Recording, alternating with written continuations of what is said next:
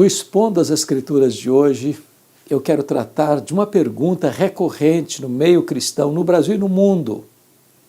Nós vamos nos conhecer no céu? O que a Bíblia diz sobre esse assunto? Eu quero tratar dessa matéria com você. Na exposição do texto de 1 Tessalonicenses 4, 13 a 18. O apóstolo Paulo escreve esta carta à igreja de Tessalônica, que era uma cidade grega, capital da província da Macedônia. E por causa da influência dos gregos, que criam no dualismo, achavam que quando uma pessoa morria, a alma, que é imaterial e espiritual, saía da prisão do corpo, que é material. Para eles a matéria era essencialmente má. Então, eles não acreditavam em ressurreição. Quando alguém morria na igreja, era um chororô só, sem esperança. Então Paulo escreve a carta aos Tessalonicenses, a primeira carta, para corrigir esse entendimento equivocado por influência do pensamento filosófico grego.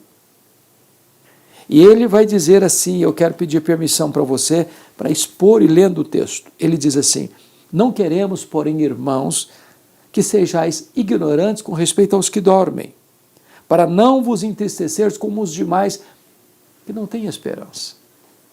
Ou seja, aqueles que não creem na ressurreição não têm esperança.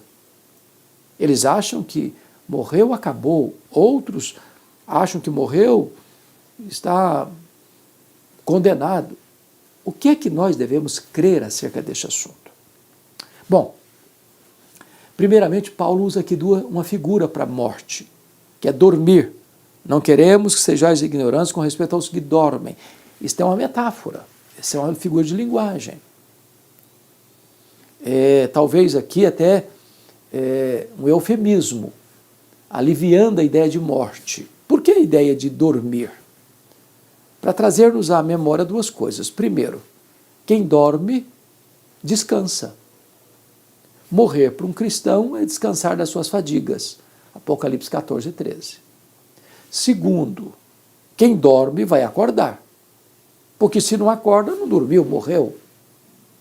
Então Paulo está dizendo que a morte não é o ponto final da vida. Que não se encerra a vida com a morte. Morre o corpo, mas a alma é imortal. Morre o corpo e o corpo é sepultado. Mas esse corpo físico que foi sepultado vai ressuscitar quando Jesus voltar. Então, a linguagem é dormir. As perguntas que eu mais escuto, como disse lá no tema, será que então nós vamos nos conhecer no céu? E a resposta é um sonoro sim, é claro que vamos nos conhecer no céu. O céu não é retrocesso, é glorificação. Aqui nós nos conhecemos parcialmente, lá conheceremos como também somos conhecidos, está lá em 1 Coríntios capítulo 13. Aqui nós temos um conhecimento limitado, lá teremos um conhecimento ampliado. Por exemplo, os gregos diziam assim: conhece-te a ti mesmo. Impossível os gregos pensarem assim, porque me permita essa pergunta. Você se conhece? Eu vou lhe dizer que você, como dizia Alex Carrel no seu livro O Homem e esse Desconhecido, você não se conhece. Eu não me conheço. Eu tomo cada susto e sou surpreendido por mim mesmo.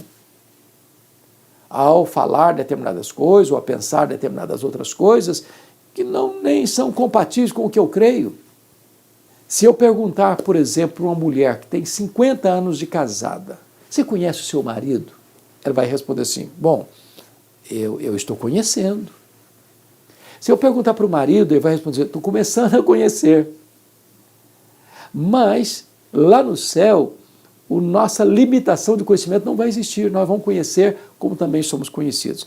Só para pensar, você já se imaginou convivendo com alguém por toda a eternidade sem saber quem ela é. Não faz sentido. O que não vai ter no céu é a chamada família nuclear. Por exemplo, aqui nós somos pai, mãe, filhos, né? Os outros são parentes. Lá no céu nós não vamos ser pai, mãe, filhos. Lá no céu nós não vamos ter a relação no mesmo nível que temos aqui, de você amar mais quem foi seu pai, sua mãe, seus filhos, seu cônjuge, porque você vai amar Abraão, Isaac e Jacó. Outra coisa, lá no céu não vai ter casamento. Casamento é para aqui. Aproveita, porque depois não tem mais. Alguém diz assim, ufa, também, já era em tempo, né? Ah, que pena, podia durar a eternidade inteira. Não vai durar, não vai durar. Casamento é só para aqui. Mas nós vamos ser uma só família, lavada, remida no sangue do Cordeiro. Outra coisa, nós lá no céu vamos ter um corpo novo. Vai ter continuidade e descontinuidade. No sentido de que não seremos outra pessoa, mas teremos um corpo semelhante ao corpo da glória do Senhor Jesus. Um corpo imortal, incorruptível, poderoso, glorioso, espiritual, celestial. Esse corpo não vai ficar doente, não vai ter defeito físico, não fica velho, não fica cansado, não fica senil. Este corpo da glória não vai brigar nem com o espelho, nem com a balança. Esse vai ser um corpo perfeito. E nós vamos conviver, nós vamos nos relacionar, nós vamos trabalhar, nós vamos reinar com Cristo. Essa é a verdade posta nas Escrituras.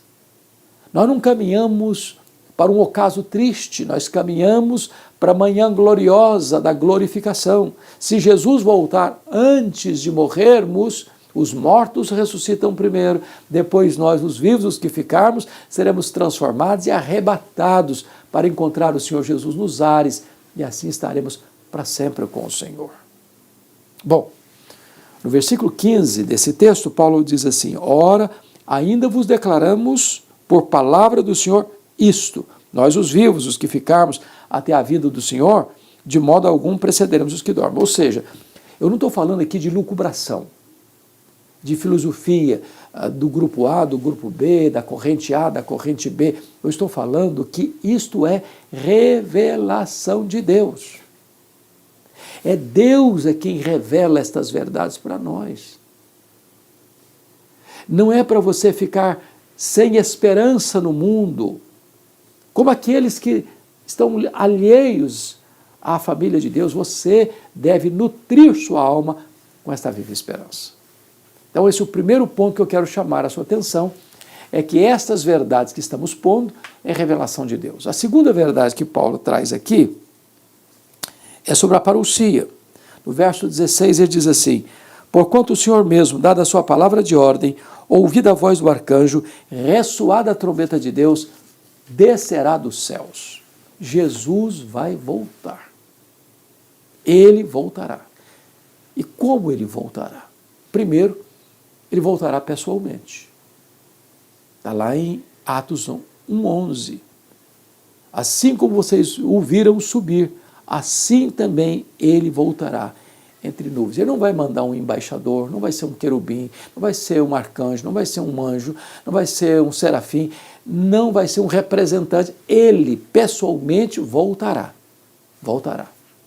Segundo, ele voltará visivelmente. Está aí Apocalipse 1, versículo 7. Todo olho verá, até aqueles que o traspassaram. Em outras palavras, a segunda vinda de Cristo vai ser o acontecimento mais público da história.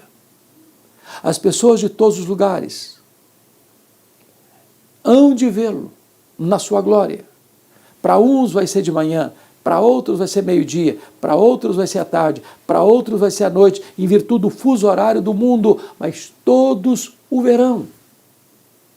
Certamente, até aqueles que o traspassaram, ou seja, aqueles que zombaram de Cristo, aqueles que escarneceram dele, cuspiram no seu rosto, esbordoaram sua cabeça, vão ter que ressuscitar.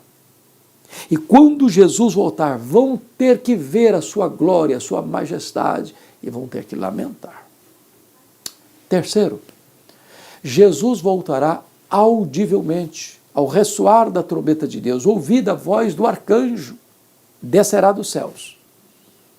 Se vai ser o fato mais público da história, também será o fato mais sonoro da história.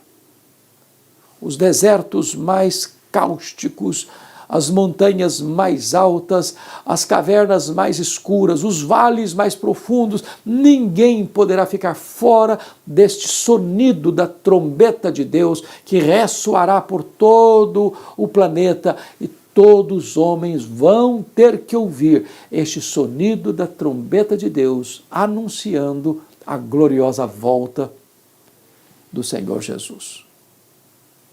Mais ainda, pessoalmente, visivelmente, audivelmente, repentinamente em quarto lugar. A Bíblia diz que vai ser como um relâmpago que risca os céus, do Oriente ao Ocidente. O apóstolo Paulo diz que vai ser num momento. E a palavra momento no grego é átomos. De onde vem a nossa palavra átomo? Como que um abrir e fechar de olhos, um piscar de olhos. Essa palavra era usada, por exemplo, para esse faiscar da estrela, o dardejar da cauda de um peixe e o abrir e fechar de olhos. Você já percebeu que você abre e fecha os olhos automaticamente? Alguém já contou quantas vezes você abre e fecha os olhos por dia? Vai ser com essa rapidez que Jesus voltará. Em outras palavras, não dá para se preparar no último dia. Ou você está preparado, ou aquele dia será dia de trevas para você. Como aquelas 10 virgens que, ao ouvir a voz do noivo, se desesperaram porque estavam vestidas como virgens, elas tinham lâmpadas como se fossem virgens prudentes, mas não tinha azeite nas suas lâmpadas e agora não dá mais tempo para se preparar. Quinto lugar, ele voltará pessoalmente, visivelmente, audivelmente, repentinamente, mas em quinto lugar, ele voltará também inadvertidamente, surpreendentemente, sem aviso prévio, sem anúncio imediato. Vai ser como um ladrão que chega sem mandar um telegrama, um WhatsApp, uma carta, uma mensagem. Tal dia eu estou na sua casa. Não, ele chega inesperadamente. A segunda vinda de Jesus, em quinto lugar, será inesperada. Os homens não estarão aguardando. Sabe o que significa isso? Vai ser um dia comum, um dia normal.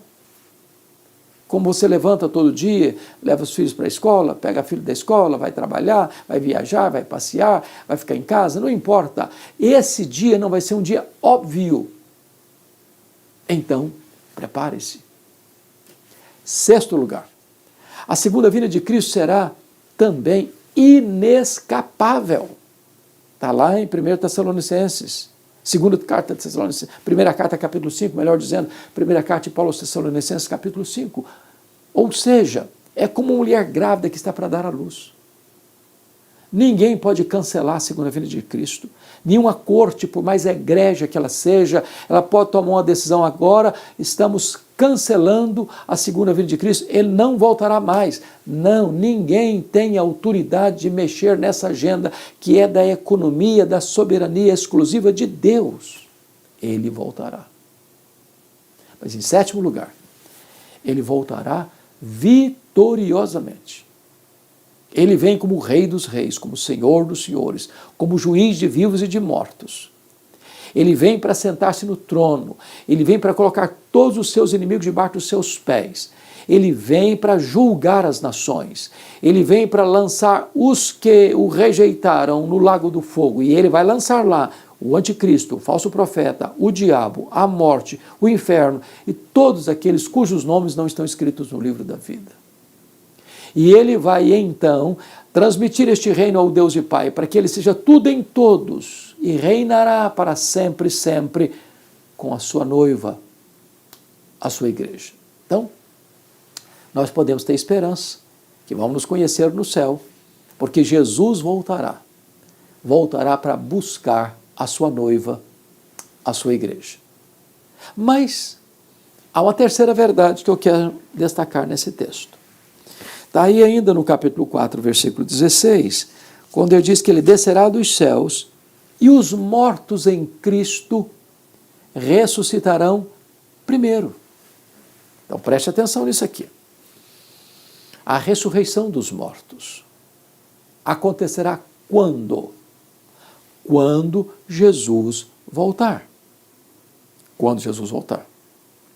Está lá em João 5, 28 e 29, que todos ouvirão a sua voz e sairão dos túmulos, uns para a ressurreição da vida, outros para a ressurreição do juízo. Então, quando Jesus voltar, primeiro, como ele está falando para a igreja, está falando dos salvos, dos santos, dos que creram nele. Então, os mortos em Cristo ressuscitarão primeiro, os que dormiram em Cristo ressuscitarão primeiro. Primeiro em relação a quem?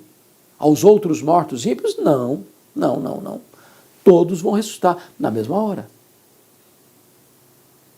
Agora, primeiro em relação aos que estiverem vivos. Só depois que os mortos ressuscitarem é que os que estiverem vivos ainda, no caso dos salvos, serão transformados e arrebatados para encontrar o Senhor Jesus nos ares. Então, a grande pergunta é como esses mortos vão ressuscitar. Quais serão as marcas deste novo corpo?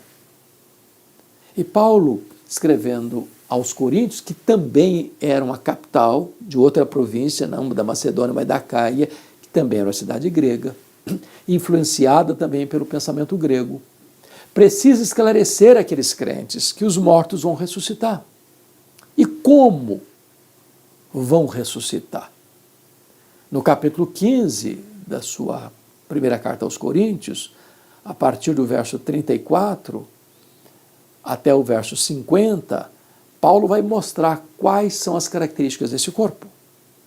E ele usa algumas metáforas. Primeiro, ele usa a metáfora da semente. É como você semear aquele corpo que morreu, mas o que vai brotar dessa semeadura no dia da ressurreição vai ser diferente. Tem a mesma natureza, mas vai ser diferente. Ele diz, semeia-se na corrupção, ressuscita-se na incorrupção. O que significa isso? Esse corpo nosso, querendo ou não, vai ficando velho, vai ficando cansado, vai ficando doente, vai ficando limitado. Porém, o corpo que receberemos na ressurreição não fica velho, não fica cansado, não tem defeito físico, não tem problema com o espelho, não tem problema com a balança, vai ser um corpo perfeito. E aí você pode levantar perguntas. E aquela criança que não chegou a nascer, que morreu no ventre da mãe, vai ser um feto glorificado no céu? Ou, na outra ponta, e aquele vovozinho que morreu com mais de 100 anos, vai ressuscitar como um vovozinho para andar com bengala no céu? E a resposta está na carta aos Filipenses, quando Paulo diz que nós teremos um corpo perfeito, semelhante ao corpo da glória do Senhor Jesus. Todos nós teremos um corpo semelhante ao corpo da glória do Senhor Jesus. Não importa, desde o bebê não nascido ao bebê recém-nascido, ou a um senhor de mais de 100 anos de idade, todos teremos um corpo de glória, mantendo a nossa identidade. Assim será o corpo da ressurreição. Mas Paulo diz ainda, semeia-se em fraqueza, ressuscita-se em poder. O nosso corpo vai ser um corpo poderoso. Agora o nosso corpo é limitado, muito limitado. Mas com o corpo da ressurreição, Jesus entrava numa porta, numa casa fechada, sem precisar abrir a porta. Ele, com o corpo da ressurreição, ele saía de Jerusalém e aparecia na Galiléia, 150 quilômetros.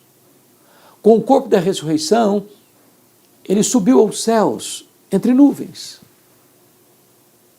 A grande pergunta é: a que distância o céu está de nós? Quando o astronauta russo chegou na Lua, ele disse: não vi Deus.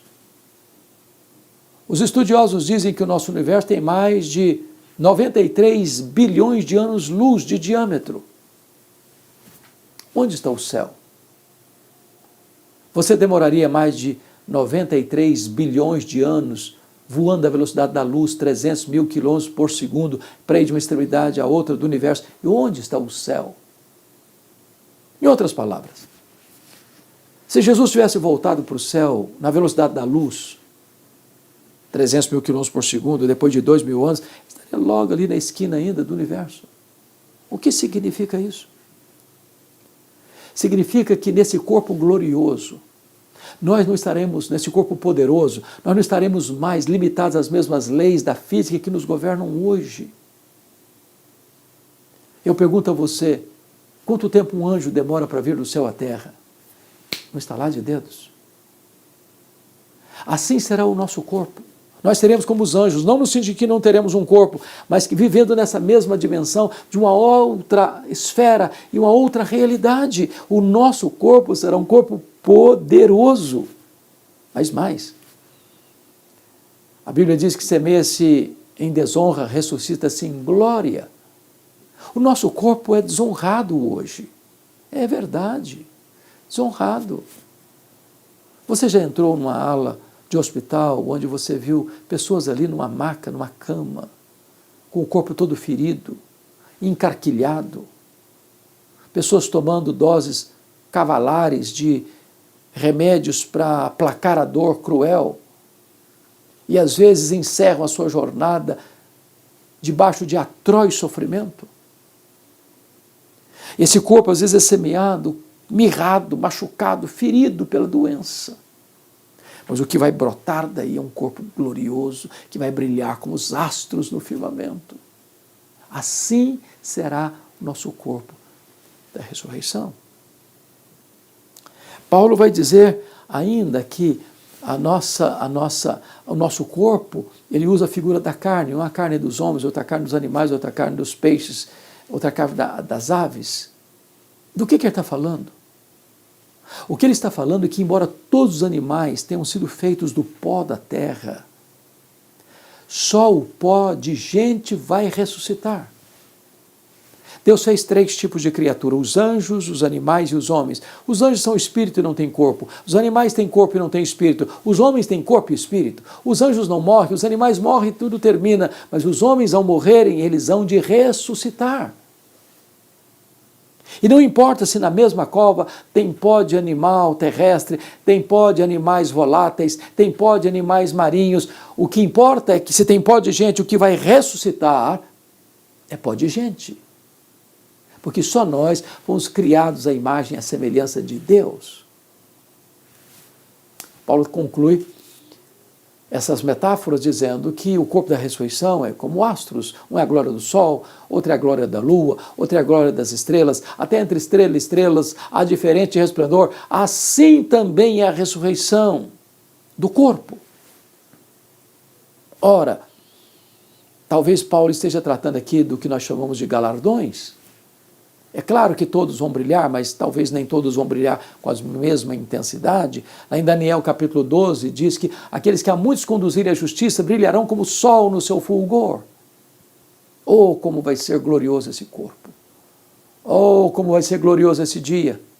Oh, como vai ser gloriosa a morada celestial! E nós estaremos lá, os remidos e lavados no sangue do Cordeiro, e vamos nos conhecer. Seremos um só povo, uma só família, um só rebanho, uma só igreja, uma só noiva, uma só nova Jerusalém. Estaremos para sempre com o Senhor. Então, nesse dia que Jesus voltar, os mortos ressuscitam, aquela alma que já está lá no céu com Cristo, reinando com Ele, volta com Ele, aquele corpo que foi semeado e sepultado, ressuscita de forma incorruptível, imortal, poderosa, gloriosamente, E então esse corpo se une àquela alma que vem do céu e agora está completo, corpo e alma glorificados. Os vivos então são transformados e arrebatados para encontrar o Senhor Jesus nos ares, e assim todos nós seremos arrebatados para encontrar o Senhor Jesus nos ares, e assim estaremos para sempre com o Senhor. Paulo começa no versículo 13 dizendo que tinha desesperança. Não quero que vocês viam como os demais que não têm esperança. Mas ele conclui, depois de instruir os crentes, assim, versículo 18, consolai-vos, pois, uns aos outros, com estas palavras. A verdade de Deus consola. A esperança cristã consola. O céu consola, porque lá estaremos para sempre com o Senhor, sem choro, sem luto, sem dor, sem nada contaminado. Quando nós o serviremos e reinaremos com Ele pelos séculos sem fim, conhecendo-nos uns aos outros, conhecendo ao Senhor, glorificando a Ele e desfrutando da bem-aventurança eterna. E você? Já está pronto para esse dia? O céu é um lugar preparado para pessoas preparadas. Prepara-te para te encontrares com o teu Deus. Deus abençoe sua vida.